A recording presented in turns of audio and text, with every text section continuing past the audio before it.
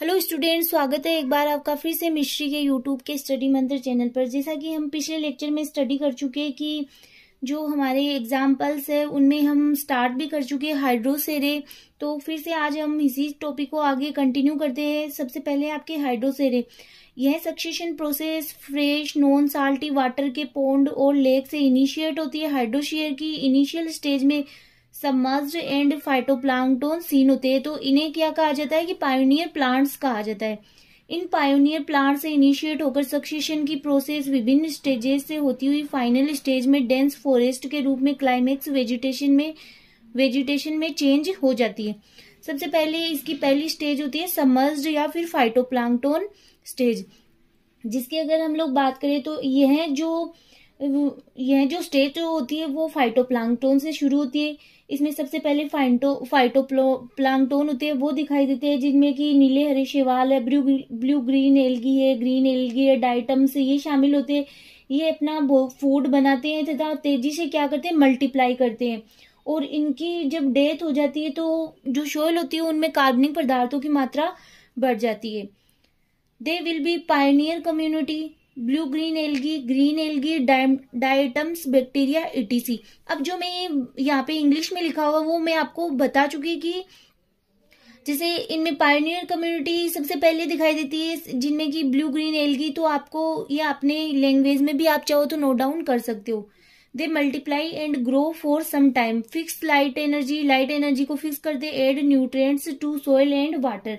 ये क्या करते हैं, सोइल और वाटर में क्या करते हैं, न्यूट्रिएंट्स को ऐड करते हैं। अब सोइल सबसे पहली जो स्टेज होती है उसमें जो वाटर की डेप्थ होती है वो बहुत ज्यादा होती है। फिर धीरे धीरे उसमें मतलब जैसे जैसे जो पीछे वाली स्टेज होती है वो उनका या तो डिग्रेडेशन होने पर या फिर डेथ होने पर जो सोइल की मात्रा होती है वो तो इंक्रीज हो जाती है और वाटर का लेवल क्या होता है, डिक्रीज होता जाता है। नेक्स्ट है आपकी रूटेड सबमर्ज्ड स्टेज, जिसे कहा जाता है जल युक्त या जलमग्न अवस्था। ठीक है, जिसमें क्या होता है, अब इसमें क्या होगा कि जो फाइटोप्लैंक्टन होते हैं उनकी तो डेथ हो जाएगी, जिससे कि इनके डेथ और डिकम्पोजिशन से वाटर लेवल डिक्रीज हो जाएगा और सोइल लेवल या सिल्ट लेवल होता है वो इंक्रीज हो जाएगा। Nutrients are added to the soil by death and decomposition of planktons. Soft muddy bottom forms bottom rich with silt, water depth become shallower. इनमें जो प्लांट्स आते हैं वो अगर हम लोग इनके प्लांट्स की बात करें तो इनमें कुछ हाइड्रोफाइट्स होते हैं वो इनमें आगे अपीयर होने लग जाते हैं। नेक्स्ट आएगी आपके जड़ युक्त तैरता हुआ, जिसे बोला जाता है रूटेड फ्लटिंग स्टेज, जिसमें क्या होगा कि जैसे नीलंबू है, निम्फिया है, इस प्रकार के प्लांट उगना स्टार्ट हो जाते हैं या फिर उनकी पत्तियां होती है वो पानी पर की सतह पर क्या तैरती हुई नजर आती है। तालाब का जो तल है कार्बनिक पदार्थों की मात्रा उसमें बढ़ जाती है और एक प्रकार से जैसे किसी आवास का निर्माण हो जाता है, इस प्रकार की स्टेज आती है। Light penetration become easy, this promote the growth of rooted hydrophytes. कि ये सब किसको प्रमोट कर रहा है, जो रूटेड हाइड्रोफाइट्स होते हैं उनकी ग्रोथ को प्रमोट कर रहा है। जो इस प्रकार का इन्वायरमेंट बन रहा है उसके कारण जो हाइड्रोफाइट्स है उनका फॉर्मेशन हो रहा है। फॉर एग्जांपल है हाइड्रिला है, वेलिसिनेरिया है, यूट्रिकुलेरिया, इनका फॉर्मेशन हो रहा है या ओरिजिन हो रहा है। थर्ड है रूटेड फ्लटिंग स्टेज। अब धीरे धीरे मतलब जो हाइड्रिला है, वेलिसिनेरिया या फिर यूट्रिकुलेरिया जो एक्वेटिक प्लांट्स है वो क्या हो रही है, धीरे धीरे ये भी धीरे धीरे इनका भी क्या हो जाएगा, डिकम्पोजिशन हो जाएगा और रूटेड फ्लोटिंग प्लांट्स है उनका फॉर्मेशन होगा। मोर रिडक्शन इन वाटर डेप्थ, कि जो वाटर की गहराई है उसमें और कमी आ रही है। Increase in the wide of bottom soil, जो पानी की जो मतलब सबसे पहले कहाँ से स्टार्ट हो रही थी ये स्टेज की, पानी से स्टार्ट हो रही थी, तालाब से स्टार्ट हो रही थी, बट जो वाटर की गहराई है वो धीरे धीरे कम हो रही है और सोइल है उसकी मात्रा बढ़ रही है, इंक्रीज हो रही है। Death and decomposition of rooted plants and nutrients, जो रूटेड प्लांट होते हैं उनके डेथ होने से, डिकम्पोजिशन होने से और न्यूट्रिएंट्स की मात्रा क्या हो रही है, बढ़ रही है। Rooted floating plant start to appear. अब जो रूटेड फ्लोटिंग प्लांट्स होते हैं वो दिखने लग जाते हैं, अपीयर होने लग जाते हैं। फॉर एग्जाम्पल है Nelumbo, Nymphaea, Trapa, etc. Free floating plant can also develops, Azolla है, लेमना है, साल्विया है, पिस्टिया है, वुल्फिया है, ये सब फ्री फ्लोटिंग प्लांट्स होते हैं, वो भी डेवलप होने लग जाते हैं, वो भी अपीयर होने लग जाते हैं। नेक्स्ट आपके read swamp stage, fourth stage है रीड स्वाम्प स्टेज। अब आपको अगर ये ऐसे नहीं याद रहे कि कौन सी स्टेज किसके बाद में आती है, तो मैं आपको एक इजीली ट्रिक बताती हूँ। आप इनके सबके फर्स्ट लेटर लिख लेना और फिर एक अपने हिसाब से इजी सी ट्रिक बनाना, ताकि आपको ये सारे 1 by 1 जो मतलब इनकी सीरीज वाइज आपको याद में रहे। Also called amphibious stage. Water level very much reduced, soil and silt level increase. अब सब में एक चीज नॉर्मली याद रखना, आपको 2 लाइनें तो आपको इजीली लर्न ही हो जाएगी कि सबसे पहले जो स्टेज आती है उसको छोड़ के जो नेक्स्ट सेकंड स्टेज से 2 लाइनें, इनमें सब में मोस्ट कॉमन है कि water level decrease and soil level increase. तो ये 2 लाइनें तो आप इजीली लिख सकते हो। Soil become more fertile by depth and decay of plants. अब जो सोइल है वो बहुत ज्यादा उपजाऊ बन रही है, किसके कारण? Death and decay of plants, plants के डेथ होने से, उनके नष्ट होने से।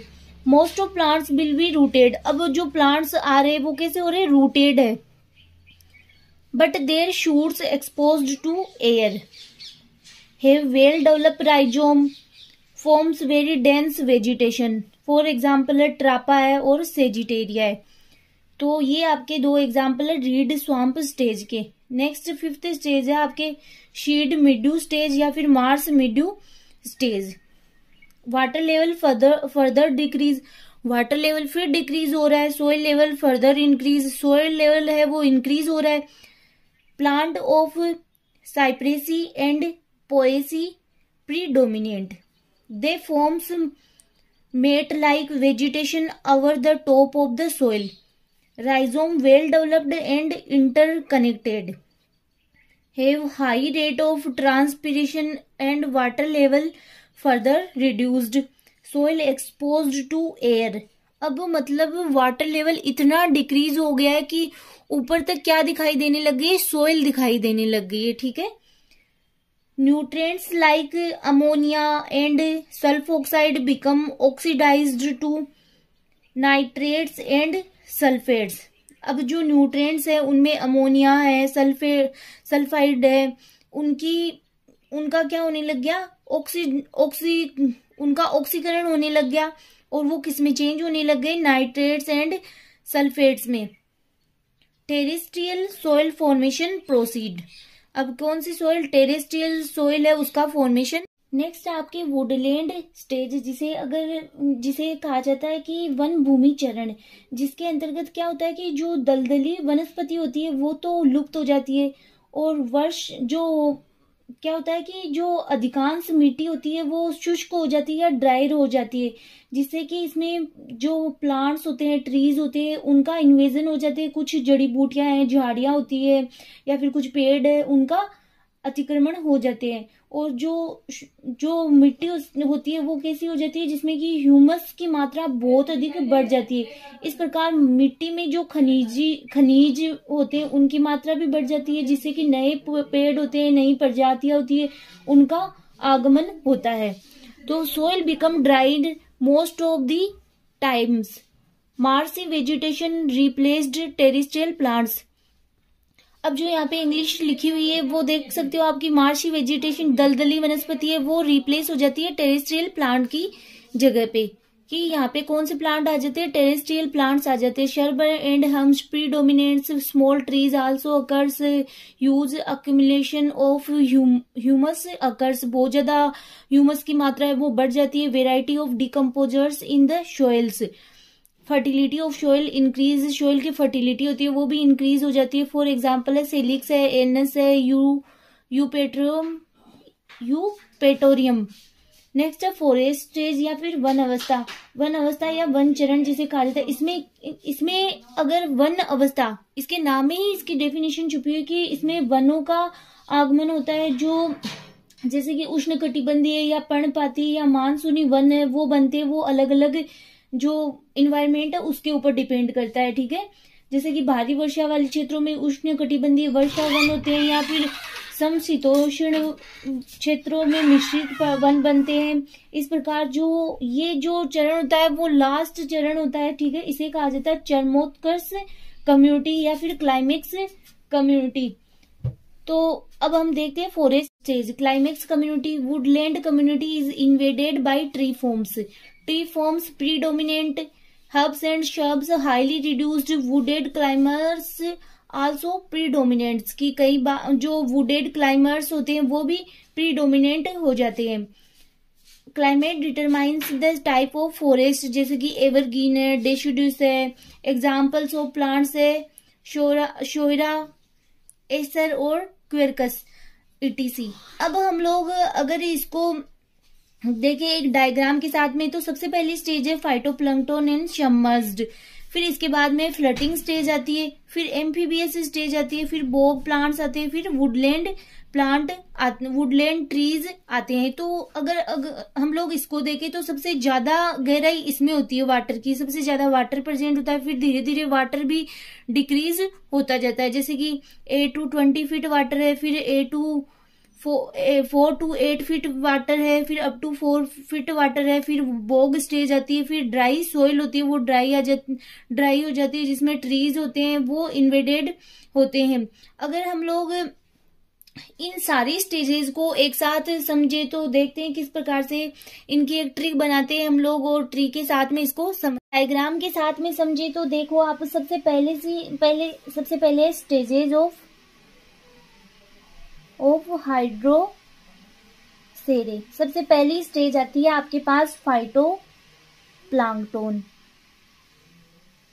स्टेज, जिसका हम सबसे पहला वर्ड लिख लेते हैं पी। ठीक है, ट्रिक बनाने का तरीका बता रही हूं मैं आपको। सेकेंड स्टेज आती है आपके रूटेड सबमर्ज्ड स्टेज, इसका आर। नेक्स्ट आपके आ गया रूटेड सबमर्ज्ड के बाद में आएगी फ्लटिंग स्टेज, इसका भी हम लिख लेते हैं आर। फिर आएगी आपकी रीड स्वाम्प स्टेज। ठीक है, रूटेड फ्लटिंग स्टेज के बाद में रीड स्वाम्प स्टेज, फिर आएगी आपके सीड मेड्यू स्टेज आएगी, I think seed SEED seed meadow stage. फिर आएगी आपके वुडलैंड स्टेज। नेक्स्ट आएगी आपके क्लाइमेक्स स्टेज में आपके थी फॉरेस्ट स्टेज। ठीक है, तो ये थी आपके स्टेज जिनका हम फर्स्ट लेटर, ये वाला लेटर नोट डाउन करें। इनकी ट्रिक बनाने का तरीका बता रही हूँ, क्योंकि ऐसे तो ये याद रहने वाली है नहीं, क्योंकि जैसे हम लोग एग्जाम देने बैठते हैं तो पता है क्या होता है कि कौन सी स्टेज पहले याद आती है, कौन सी स्टेज बाद में आती है, इसलिए आप देखिए कोई भी ट्रिक बना सकते हो इनकी। जैसे कि एक ट्रिक मैं आपको बता सकती हूँ कि परमिला रोज, अब R 3 है तो आप इसे R³ ऐसे लिख सकते हो। ठीक है, परमिला रोज सवेरे वही फूल लेकर जाती। ठीक है, इस प्रकार से परमिला P, रोज R3 आ गए, सवेरे वही फूल लेकर जाती। तो P4 phytoplankton stage, R4 rooted submerged stage, rooted flirting stage. इनमें अगर रूटेड जो सबमर्ज्ड है उनमें आपको कंफ्यूजन होता है तो आप ऐसे लिख सकते हो कि सबसे पहले सबमर्ज्ड आएगी। ठीक है, फिर आएगी इसके बाद में फ्लटिंग। ठीक है, तैरने वाले पौधे। ठीक है, सबमर्ज्ड आधे डूबे हुए। फिर आएगी रीड स्वाम्प स्टेज, इसके बाद में स्टेज आएगी रीड स्वाम्प। फिर S4 से जो सेज मेड्यू स्टेज, फिर W4 वुडलैंड स्टेज, फिर F4 फॉरेस्ट स्टेज, जिसे कि हमने क्लाइमेक्स कम्युनिटी कहा था या फिर क्लाइमेक्स स्टेज कहा था। तो आप इसको इजीली लर्न कर सकते हो इजीली। अभी ये आपका मेरे पास सिलेबस है जिसमें आपके ये दे रखा है यहाँ पे सक्सेशन, ये रहा मैकेनिज्म ऑफ इकोलॉजिकल सक्सेशन। अब ये जो सक्सेशन टॉपिक है उसके अंतर्गत आपके सारी चीजें अब हम लोग नेक्स्ट लेक्चर में ये भी पढ़ने वाले हैं कि फैसिलेशन एंड टॉलरेंस और इनहिबिशन मॉडल क्या होते हैं, उसको हम नेक्स्ट लेक्चर में स्टडी करेंगे। जो आपके सक्सेशन यहाँ पे जो मैकेनिज्म ऑफ इकोलॉजिकल सक्सेशन दे रखा है उसके अंतर्गत आपको सक्सेशन की स्टेजेस, सक्सेशन के टाइप्स और सक्सेशन कौन कौन से एग्जाम्पल्स है वो सारे इसी में आ जाते हैं। तो आपको ये स्टडी करने ही होंगे। नेक्स्ट लेक्चर में फिर हम नए टॉपिक के साथ फिर मिलेंगे।